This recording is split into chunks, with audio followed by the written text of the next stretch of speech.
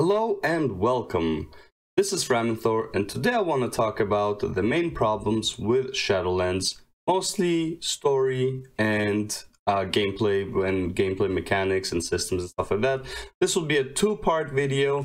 The first one concerning the story, which involves the Covenants, the Jailer, and Sylvanas. Now let's talk about Covenants, okay, and especially Covenant Empowerment, and why that doesn't make a whole lot of sense. I just finished the 4 main campaigns, right? I saved the 4 Covenants, I helped them with their internal struggles and all that stuff. And then when you choose one, the other 3 treat you like they're your ex-girlfriend, give you the cold shoulder, don't want anything to do with you, and you can't even interact with their leaders. Like, hey, remember me? Oh, nothing, right? It's like, okay, cool. Like, I'm here to help the Shadowlands. Like, why don't you help me help you? It's your, you know, this is like your charge, your responsibility. I'm here to help out, and you're treating me like I'm a nobody, even though I just help you out so much. Okay, whatever. Now, a better way to tell this story would be that it's a power thing, where it's like the Covenant empowers you, and then because one Covenant is empowering you, having the other 3 empower you as well would make you like blow up or something. Like, you can't handle so much empowering, even though the abilities don't really like portray that much. There were like legendaries in Legion that did more than some of the Covenant abilities, but whatever, I digress. Okay, now that would also be a lot better story-wise, because then throughout the story, as you do your Covenant stuff, as you do more Covenant repairing and internal struggles and all that stuff, and you get more soul binds, maybe the soul binds can help you maintain that power a bit better, so then you can use another Covenant ability, and eventually, like, as you grow stronger, you can use more and more, and then you can use 4, maybe 6, and maybe eventually 8 Covenant abilities, and then you grow in power throughout the expansion that way. Okay, I mean, not that Shadowlands needs any more systems, but at least you won't feel like, well, you know, it's like I can only choose 2 out of 8. I think 4 out of 8 is better, 6 out of 8 is better, and 8 out of 8 abilities is probably the best case scenario, especially because when you get a new expansion, the most exciting thing is I want to see my new abilities and what I can do, right? Now, another major issue that I felt was more like a plot device rather than something that makes sense was Kel'Thuzad being in Maldraxxus, right? Now, why is he in Maldraxxus to begin with? Maldraxxus is a place that's like supposed to protect the Shadowlands from outer interference and like outer threats, okay? And a bunch of warriors that are like bloodthirsty, okay? People who like to fight. So as far as story goes, Kel'Thuzad never really liked fighting. He was more of like the mastermind, the guy in the background that's doing a lot of like the thinking, whereas like everyone else was fighting. Even in Warcraft 3, how much did we really fight Kel'Thuzad? I don't even think we fought Kel'Thuzad once in Warcraft 3. And then only in like classic WoW, you fight him one time in Extramus, and then in Wrath he's back and you fight him again. But even then, it's like it's a minion fight for the most part. Like, again, the whole thing's like Kel'Thuzad doesn't like fighting. He likes other people to do the fighting for him, right? It's like, why is he in Maldraxxus? Unless like somehow the Jailer had the power to change his trajectory to go to Maldraxxus, right? It's like, why is he there? If anything, there should be a bunch of like other warriors that should have been in Maldraxxus, like Hellscream, you know, not Garrosh, Grommash, I think, the dead. Grommash, Hellscream could have been there. Honestly, Garrosh probably could have been there too, but like I guess he's like more prideful. Kel'Thuzad, if anything, should have gone to the Maw because of like all the evil that he had done, and it's like irredeemable evil.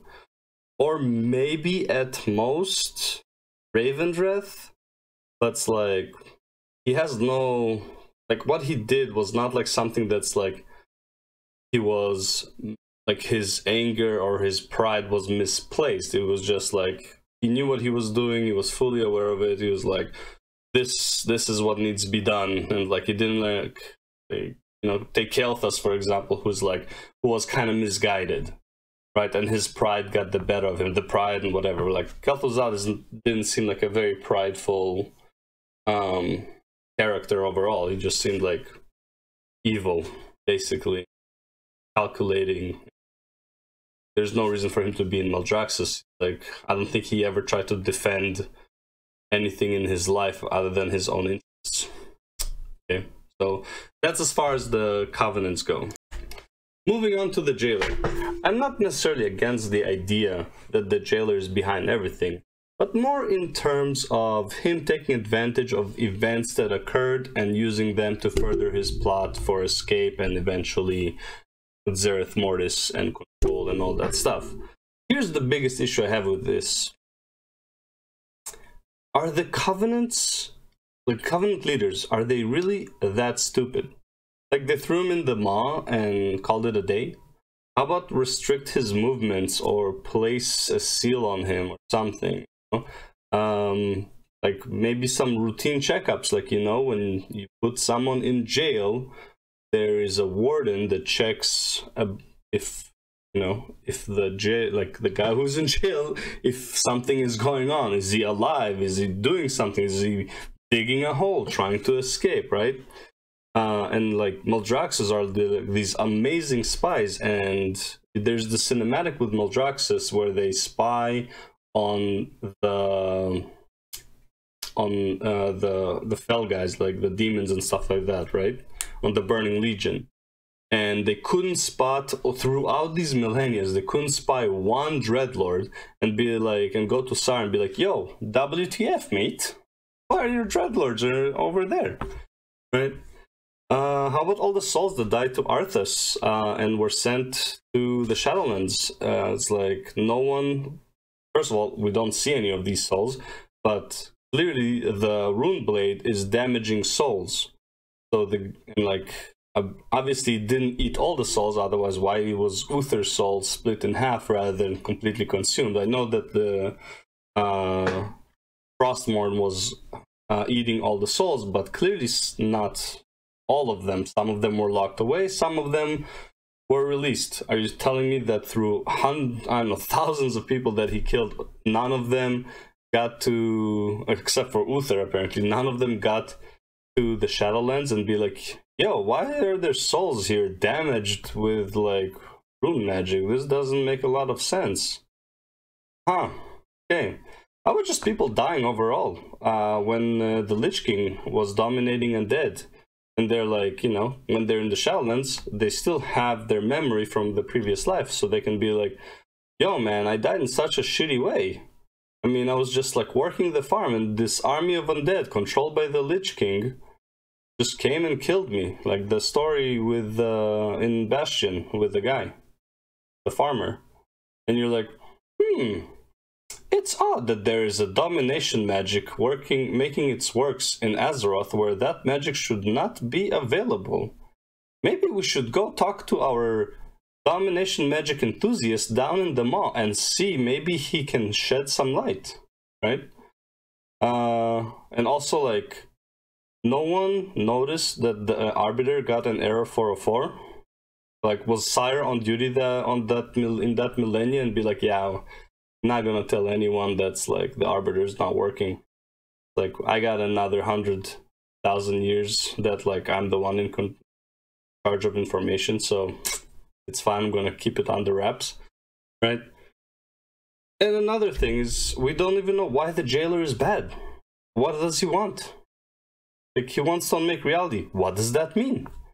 He wants to dominate everyone, so everyone will serve.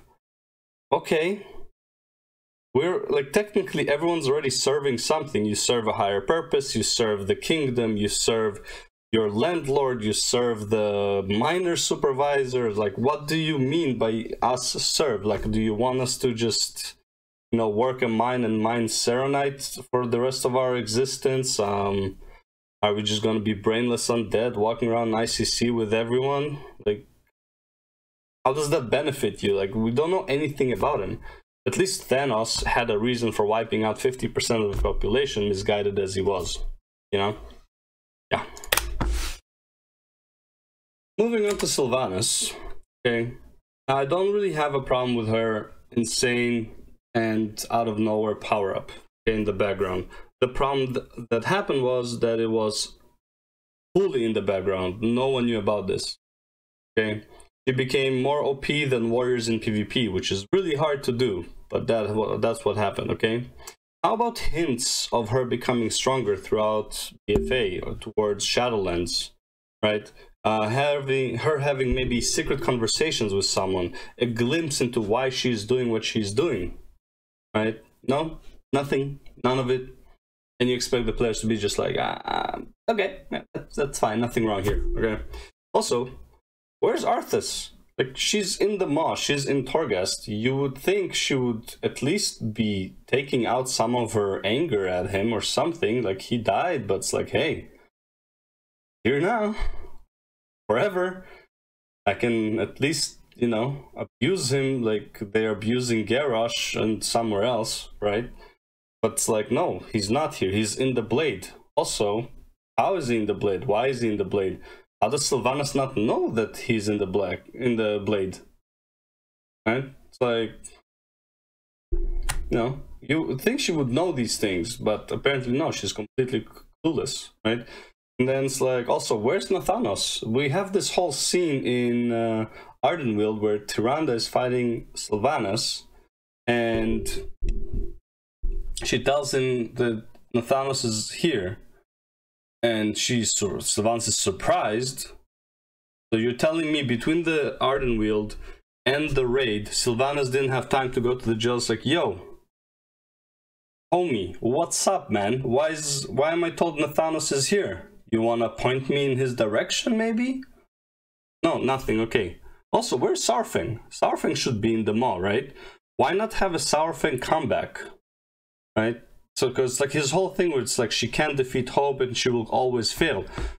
Why don't we help Saurfang get out of the Maw, get out of Torghast, wherever he's being held, and then have him in the raid with us and prove to Sylvanas as a proper finale, to prove to her that's like, no, you cannot kill our Hope and you cannot kill the Horde and all that stuff. It's like they will preserve and they will keep fighting you until their last breath or until you fail, which eventually she loses, or something cheesy along those lines, right? Then there's the whole Sylvanas Redemption arc in Shadowlands. Now some people say, oh, it's not redemption, it's like she's still guilty. Like, okay, it's pretty much a redemption. Yeah, she got her full soul back, and then because the player sees her internal monologue, you find Sylvanas a lot less guilty at that point, right? Like, I want to be clear about this. I don't think that this absolves her of her crimes or anything like that. She admits that she needs to take responsibility. That's great. But as the players, when we see the internal dialogue, it feels like she's redeemed, right? It's like, well, it's not the fault of that half, even though it is still Sylvanas and she needs to take responsibility, but you can feel kind of bad, right? She can apologize and all that, and it's like, we will understand why she's apologizing, right? That's a big problem, because like we can't fully blame Sylvanas now as the players because we know what happened, right? It's like blaming someone with split personality for fully blaming him for the actions of something that is out of his control when he's on the evil personality or whatever, right? It's like in the Bellular video when he says, gives the example of some guy who had a brain tumor and became a sexual deviant until the brain tumor was removed, and then he was again the loving, faithful family member that he was until he got the tumor again became a mini sexual deviant, right? It's like stuff like that, where it's like, can you really blame her?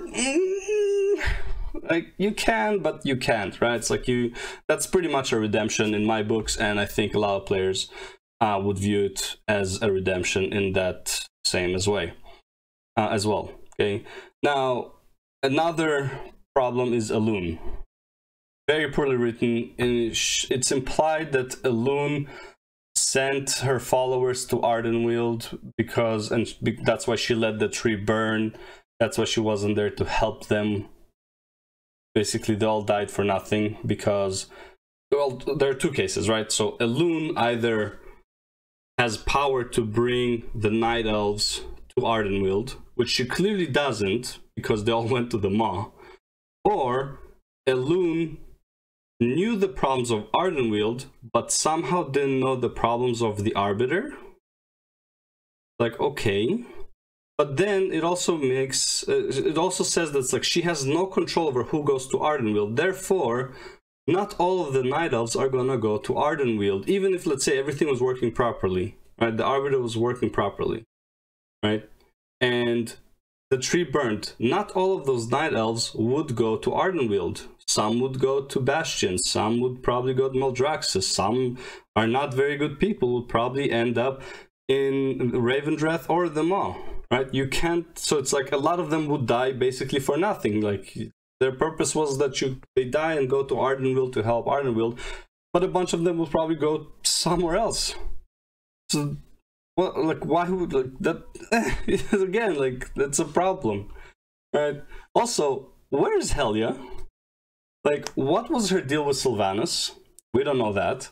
It was very important in Legion, but now completely neglected. I think, honestly, maybe the writers didn't know what the hell the deal was between. It was such a secret deal, that the writers did not know what the deal between Sylvanas and Helia was, right? And then what? She just gets banished from Shadowlands by what's his name? The Maldraxxus, the Primus, right? So that, poof, gone. Okay. See you later. We don't wanna deal with your story. Like, let's close it at that. Maybe you'll come back later because you're banished, not dead. So, you know, great. But yeah, that's pretty much the main problems I have with the WoW story in Shadowlands. This is what makes me not really care about what happens in 9.2, and probably why I won't be coming back as well.